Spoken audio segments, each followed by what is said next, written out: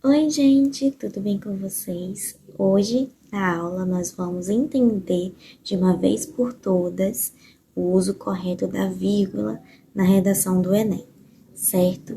Eu vou passar um macete para vocês. Esse macete quem fez foi o grupo lá de Profinho, né? De professores da equipe dele, a equipe de Profinho, e criou esse macete. E é um macete que é infalível. E ele já, quando ele ensinou pra gente, ele aplicou em diversos exemplos. Realmente funciona, tá?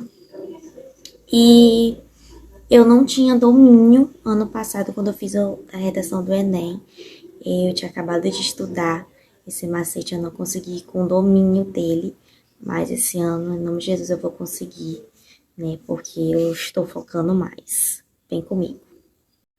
Existem 5 regras do uso correto da vírgula na redação do Enem, e nesse momento inicial eu vou apenas mencioná-las, logo depois a gente vai se aprofundar nelas, certo? Para que todos nós possamos entender.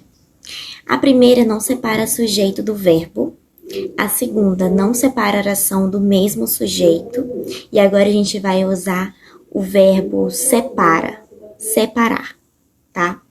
Essas duas regras iniciais, a gente usou o não separa e agora a gente vai usar o separa. Só para distinguir. Terceira regra, separa orações adversativas. Quarta regra, separa orações de sujeitos diferentes. E por fim, separa adjuntos adverbiais. Bom, gente, vamos entender a primeira regra do uso correto da vírgula na redação do Enem, que é não separa sujeito do verbo. Eu acredito que todo mundo aqui que está assistindo esse vídeo saiba o que é sujeito e o que é verbo, tá? Então, eu não vou explicar essa parte para que a gente consiga focar somente no uso da vírgula, tá? Para que a gente não fuja aí um pouco desse contexto, que é o objeto de estudo dessa videoaula de hoje. E aí, eu vou citar uma frase e eu vou explicar a partir dessa frase. Olha só. O Brasil, vírgula, busca o progresso. É notório que não está correto o uso da vírgula, porque a gente sabe que Brasil é o sujeito e busca vem do verbo buscar, ou seja, é o próprio verbo da frase. Então, a vírgula está entre o Brasil e busca nessa frase. Logo, ela está incorreta. É bem fácil, né? Vamos para a próxima. Segunda regra, não separa orações do mesmo sujeito. Vamos ao exemplo para que a gente entenda 100% essa regra. Alguns indivíduos são preconceituosos, vírgula, e promovem o ódio. A gente percebe aqui que a vírgula entre preconceituosos e o e promove o ódio não é correta. Por quê? Porque tanto o verbo são quanto o verbo promovem fazem referência ao mesmo sujeito, que no caso é alguns indivíduos, certo? Então, logo ficaria sem vírgula, e seria direto, né? Alguns indivíduos são preconceituosos e promovem o ódio, pois fazem referência. Ambos os verbos fazem referência ao mesmo sujeito, que no caso é alguns indivíduos. Terceira regra, e agora a gente vai perceber que começa com separa, tá? As duas primeiras foram com não separa, foi com não separa. Terceira regra, separa orações adversativas, ou seja, orações que têm ideias opostas, certo? Então vamos ao exemplo. Os jovens querem privacidade, vírgula, e contam tudo na internet. Esse e pode ser substituído por mais, todavia, no entanto, entretanto, conectivos de oposição e contraposição, certo? Vamos entender o sentido dessa frase. Os jovens querem privacidade e contam tudo na internet. Ora, se eles querem privacidade, como é que eles vão contar tudo na internet? Não faz sentido, né? Logo, são orações com sentidos opostos, com ideias opostas. E aí, toda vez que vocês forem olhar um conectivo de oposição, precisa de vírgula, obrigatoriamente. Quarta regra, separa orações de sujeitos diferentes. A gente viu na primeira regra que ela não vai separar orações com o mesmo sujeito. Agora, com sujeitos diferentes, obrigatoriamente ela precisa separar, certo? Vamos ao exemplo. A gravidez precoce é um problema, vírgula, e a sociedade permanece omissa. Aqui a gente percebe que cada oração tem seu sujeito. Logo, a gente separa com vírgula, tá? Pra ficar bem separadinho, cada um no seu cada qual, certo? Então, obrigatoriamente, a gente coloca a vírgula pra ficar direitinho. Quinta e última regra do uso correto da vírgula na redação do Enem. Separa adjuntos adverbiais. Para quem não lembra, de uma forma bem direta a explicação aqui, adjuntos adverbiais são palavras que modificam o verbo.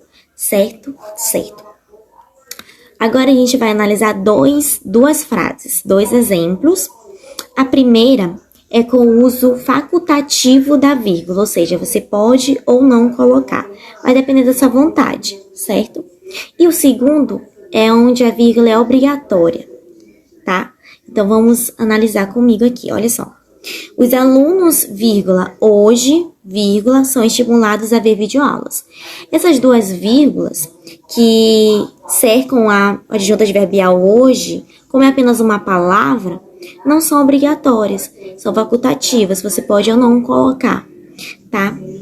Até o Enem 2022, com a banca FGV, porque todo mundo sabe que ano passado mudou para a Sebrasp, né? Então, na época, adjuntos adverbiais de até 3 palavras, não era obrigatório o uso de vírgula, tá? Era facultativo. Com a mudança da banca de redações, agora é Sebrasp, desde o ano passado, em 2023, adjuntos adverbiais de até 4 palavras não são obrigatórios, não é obrigatório o uso da vírgula, cercando essa expressão, tá? Esse adjunto adverbial, certo? Então, até 4 palavras,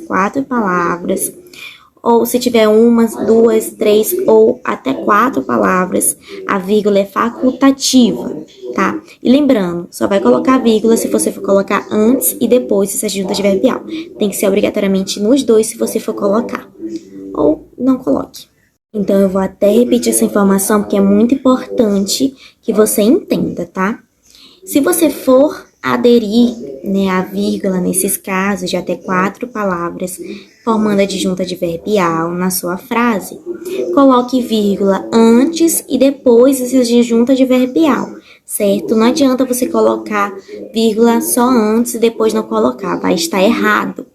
Ah, mas não é obrigatório. Não é obrigatório não colocar, certo? Mas se você for colocar, se você for aderir ao uso da vírgula na sua frase em até 4 palavras com uma adjunta adverbial, você precisa colocar antes e depois desse adjunto adverbial, tá? Tem que ter essas 2 vírgulas na sua frase.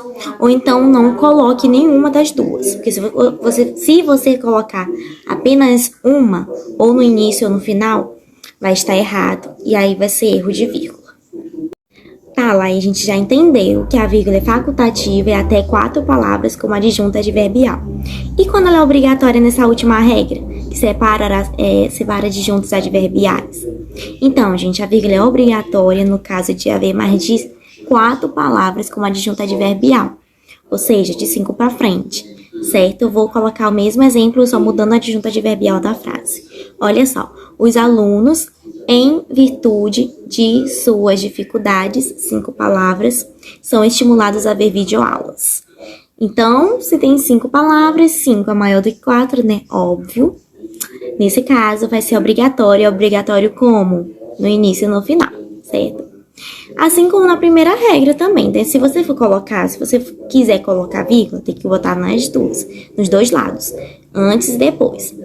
Mas você não precisa. Agora, de 5 para mais é obrigatório nos 2 lados. Então, gente, essa foi a videoaula do uso de vírgula, macete criado por Profinho. Eu espero que vocês tenham entendido todas as 5 regras. Se não conseguiu entender, então manda nos comentários, certo? Que eu vou responder todo mundo. Eu não quero que ninguém saia com dúvidas dessa videoaula. Eu expliquei da melhor forma possível.